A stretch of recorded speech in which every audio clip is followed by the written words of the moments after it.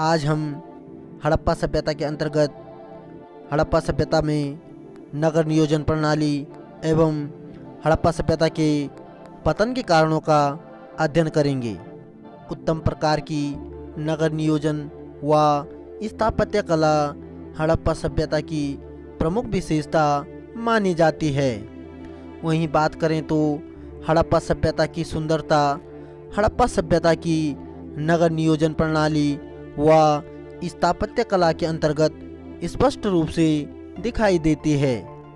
हड़प्पा संस्कृति की विशेषता नगर योजना प्रणाली को विशेष रूप से माना जाता है। हड़प्पा, मोहनजोदड़ो, लोथल, कालीबंगा इत्यादि हड़प्पा सभ्यता के स्थलों से इसके अवशेष प्राप्त हुए हैं। हड़प्पा सभ्यता में नियोजित शहरी केंद्र की बात करें तो पश्चिमी टीला और पूर्वी टीला में हड़प्पा सभ्यता का केंद्र विभाजित था। दोस्तों, पश्चिमी टीला की बात करें तो यह हड़प्पा सभ्यता के अधिक ऊंचाई पर स्थित माना जाता था, जिसे दुर्ग या दुर्ग टीला कहा जाता था। इसमें बात करें तो इसमें पुरोहित वर्ग या हम कह सकते हैं शासक वर्ग के लोग निवास किया करते थे। वहीं बात करें हड़प्पा सभ्यता के पूर्वी टीले की तो यह कम ऊंचाई पर स्थित था। दोस्तों, इसे निचला शहर या नगर टीला की संज्ञा दी जाती थी। इसके अंतर्गत व्यापारी, नागरिक, सैनिक व शिल्पी वर्ग निवास किया करते थे। वहीं हड़प्पा सभ्यता में बात करें तो इनके मध्य धार्मिक अनुष्ठान हेतु धार्मिक इमारतों का निर्माण किया गया था। हड़प्पा सभ्यता के अंतर्गत विशेष रूप से हड़प्पा और मोहनजोदड़ो की बात करें तो हड़प्पा और मोहनजोदड़ो दोनों नगरों में अपने अपने दुर्ग हुआ करते थे, जहां शासक वर्ग के लोगों का निवास हुआ करता था। यहाँ के प्रत्येक नगर में दुर्ग के बाहर एक एक उसमें निम्न स्तर का शहर हुआ करता था, जहाँ ईंटों के मकानों में सामान्य लोग निवास किया करते थे। इन नगरों में भवनों के बारे में विशिष्ट बात यह थी कि ये जाल की तरह व्यवस्थित थे। इन नगरों में सड़कें एक दूसरे को समकोण बनाते हुए काटती थीं और नगर अनेक खंडों में विभक्त था। दोस्तों, वहीं बात करें इस प्रकार की व्यवस्था सभी हड़प्पा सभ्यता के स्थलों में देखने को मिलती है। फिर भी चाहे वह छोटे नगर हों या बड़े नगर, यह ग्रिड प्रणाली या हम कह सकते हैं जाल पद्धति हड़प्पा सभ्यता के लगभग सभी स्थलों में देखने को मिलती है। भवन निर्माण के लिए ईंटों का अधिक मात्रा में उपयोग किया जाता था। दोस्तों, जैसे कि बात करें कच्ची ईंटें सुरक्षा दीवार, चबूतरा व सड़क बनाने में उपयोग किए जाते थे। वहीं पक्की ईंटों की बात करें तो इनका उपयोग विशाल भवन निर्माण में किया जाता था। वहीं फन्नीदार ईंटों की बात करें जल निकासी व्यवस्था में इनका उपयोग किया जाता था। दोस्तों, हड़प्पा सभ्यता के अंतर्गत जल निकास प्रणाली उत्तम प्रकार की मानी जाती है। वहीं अलंकृत ईंटों की बात करें तो यह एकमात्र कालीबंगा के फर्श में उपयोग की गई ईंटें मानी जाती है। दोस्तों, हड़प्पा सभ्यता के स्थल कालीबंगा में ऐसे अवशेष प्राप्त हुए हैं जहां से अलंकृत ईंटों का उपयोग फर्श में किए गए थे। दोस्तों, वहीं बात करें एल आकार की ईंटों का तो यह मकान के किनारे, मकान के बाहरी हिस्से व मल निकास के लिए उपयोग की जाती थी। हड़प्पा सभ्यता में ईंटों का अनुपात क्रमशः लंबाई, चौड़ाई, ऊंचाई में 4:2:1 होता था, जो कि व्यवस्थित रूप से मकानों या भवन निर्माण में उपयोग में लाई जाती थी। नगर नियोजन प्रणाली व स्थापत्य कला के अंतर्गत मोहनजोदड़ो, हड़प्पा, कालीबंगा, चन्नूदड़ो व लोथल से अधिक मात्रा में हड़प्पा सभ्यता के नगर नियोजन व स्थापत्य कला के अधिक अवशेष प्राप्त हुए हैं। हड़प्पा सभ्यता में जल निकास प्रणाली अधिक प्रभावशाली मानी जाती है। दोस्तों, वहीं बात करें तो हड़प्पा सभ्यता के हर छोटे और बड़े घर के अंदर स्वयं का स्नानागार और आंगन हुआ करता था। हड़प्पा सभ्यता के नगरों में कोठारों का भी महत्वपूर्ण स्थान माना जाता है, जिनका उपयोग अनाज भंडारण के लिए किया जाता था। सिंधु घाटी सभ्यता की प्रमुख विशेषता जल निकास प्रणाली, भवन निर्माण एवं अन्नागार का होना, साथ ही साथ स्नानागार का होना हड़प्पा सभ्यता या सिंधु घाटी सभ्यता की प्रमुख विशेषता मानी जाती है। हड़प्पा सभ्यता के अंतर्गत जल निकास प्रणाली प्रभावशाली मानी जाती है। प्रत्येक छोटे और बड़े घर के अंदर स्वयं का स्नानागार और आंगन हुआ करता था। वास्तुकला की बात करें तो भवन निर्माण की कला को वास्तुकला कहा जाता है। भारत में वास्तुकला का आरंभ सिंधु वासियों ने ही किया था। बात करें तो सिंधु सभ्यता एक नगरीय सभ्यता मानी जाती है। हड़प्पा सभ्यता के समस्त नगर आयताकार खंड में विभाजित थे, जहां सड़कें एक दूसरे को समकोण पर काटती हुई प्रतीत होती हैं।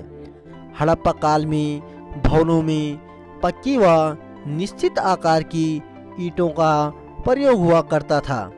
दोस्तों, इसके अलावा लकड़ी और पत्थर का भी प्रयोग हड़प्पा काल के घरों में किया जाता था।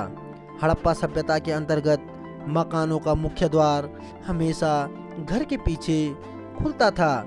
इन सभी के साक्ष्य हड़प्पा सभ्यता के विभिन्न स्थलों से प्राप्त हुए हैं। हड़प्पा सभ्यता के अंतर्गत विभिन्न स्थलों से अन्नागार या कोठारों के अवशेष भी प्राप्त हुए हैं। वहीं बात करें तो मोहनजोदड़ो की सबसे बड़ी इमारत अन्नागार को माना जाता है। स्नानागार की बात करें तो महास्नानाघर, जो कि हड़प्पा सभ्यता के प्राप्त अवशेषों में से एक माना जाता है, यह हड़प्पा सभ्यता के नगर नियोजन प्रणाली व स्थापत्य कला को एक प्रमुख उदाहरण प्रस्तुत करता है। यह महान स्नानागार मोहनजोदड़ो से प्राप्त हुआ है। वर्तमान समय में यह पाकिस्तान के सिंध प्रांत में स्थित माना जाता है। यह स्नानागार मोहनजोदड़ो का सर्वाधिक प्रसिद्ध स्मारक माना जाता है। इसका निर्माण पक्की ईंटों से दुर्ग क्षेत्र में किया गया था। ऐसे अवशेष प्राप्त होते हैं। जॉन मार्शल ने इस विशाल स्नान घर को विश्व का आश्चर्यजनक निर्माण बताया है। यह मोहनजोदड़ो का सर्वाधिक प्रसिद्ध स्मारक माना जाता है। इसका निर्माण पक्की ईंटों से दुर्ग क्षेत्र में किया गया था। दोस्तों, इसके मध्य में स्नान कुंड हुआ करता था। कुंड के पूरब दिशा में बड़ा कुआं बनाया गया था, जिससे संभवतः इस कुंड में पानी की सप्लाई की जाती थी। इस विशाल स्नानागार का उपयोग सार्वजनिक रूप से धर्मानुष्ठान संबंधी स्नान के लिए किया जाता था। दोस्तों, जैसा कि हमने अभी अध्ययन किया, जॉन मार्शल ने विशाल स्नानागार को विश्व का आश्चर्यजनक निर्माण बताया है। इसे जल पूजा का एकमात्र साक्ष्य भी माना जाता है। इसे धार्मिक अनुष्ठानों के लिए पवित्र माना गया है। हड़प्पा सभ्यता की लिपि की बात करें तो हड़प्पाई लिपि का सबसे पुराना नमूना 1853 ईस्वी में प्राप्त हुआ था और 1923 ईस्वी तक पूरी लिपि प्रकाश में आ गई थी, किंतु वह अभी तक पढ़ी नहीं जा सकी है। सिंधु लिपि के जो भी साक्ष्य प्राप्त हुए हैं, उनमें सर्वाधिक साक्ष्य चित्रात्मक हैं, किंतु कुछ साक्ष्य भाव चित्रात्मक व अक्षरात्मक भी प्राप्त हुए हैं। सामान्यतः सिंधु लिपि चित्रात्मक लिपि मानी जाती है। इस लिपि में मछली, चिड़िया, मानवीकृत के चिन्ह प्राप्त होते हैं। सिंधु लिपि के बारे में सर्वप्रथम विचार व्यक्त करने वाला प्रथम व्यक्ति अलेक्जेंडर कनिंघम को माना जाता है। यह सिंधु लिपि मानी जाती है। सिंधु लिपि चित्रात्मक लिपि मानी जाती है। जैसे कि आप देख रहे हैं, चित्रों के माध्यम से मुहरों पर लिपियों का अंकन किया जाता था। दोस्तों, इस प्रकार की लिपियां सिंधु सभ्यता में प्रचलित मानी जाती थी, जो विशेष रूप से चित्रात्मक एवं भाव चित्रात्मक के साथ साथ अंशतः अक्षरात्मक भी हुआ करती थी।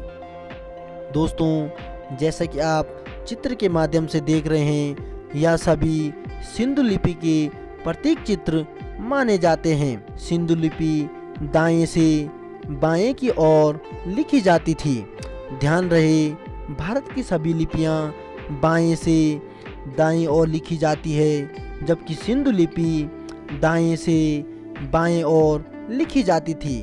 वहीं भारत में वर्तमान स्थिति की बात करें तो भारत में सभी लिपियां बाएं से दाएं ओर लिखी जाती। हड़प्पा सभ्यता की मुहरें की बात करें तो हड़प्पा सभ्यता में आकार के अनुसार 3 प्रकार की मुहरें प्राप्त हुई हैं, जिसके अंतर्गत आयताकार, वर्गाकार एवं गोलाकार मुहरें प्राप्त हुई हैं।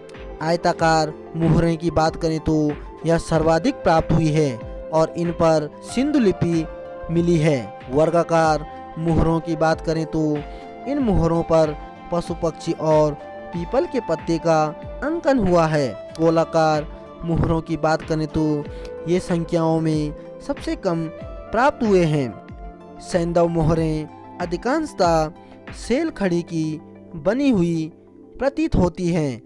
ऐसे अवशेष प्राप्त हुए हैं। हड़प्पा सभ्यता के अंतर्गत मृदभांड की बात करें तो मृदभांड अधिकांशतः लाल व गुलाबी रंग के हुआ करते थे। इन पर अलंकरण काले रंग से हुआ करता था। साथ ही साथ मृदभांडों पर हड़प्पा लिपि भी प्राप्त हुई है। लोथल से प्राप्त मृदभांड में एक वृक्ष के मुंह में मछली पकड़ी हुई एक चिड़िया को दर्शाया गया है तथा नीचे एक लोमड़ी का चित्र प्राप्त होता है। यह प्रतीत होता है कि यह पंचतंत्र की प्रसिद्ध कथा चालाक लोमड़ी को दर्शाता होगा।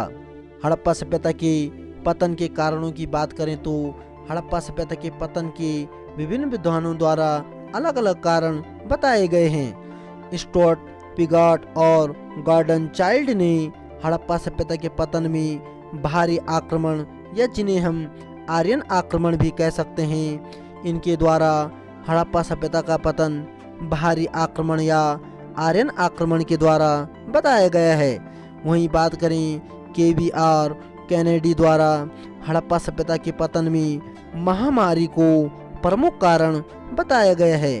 MR सहानी, मार्शल और SR राव हड़प्पा सभ्यता के पतन का प्रमुख कारण बाढ़ को बताया गया है।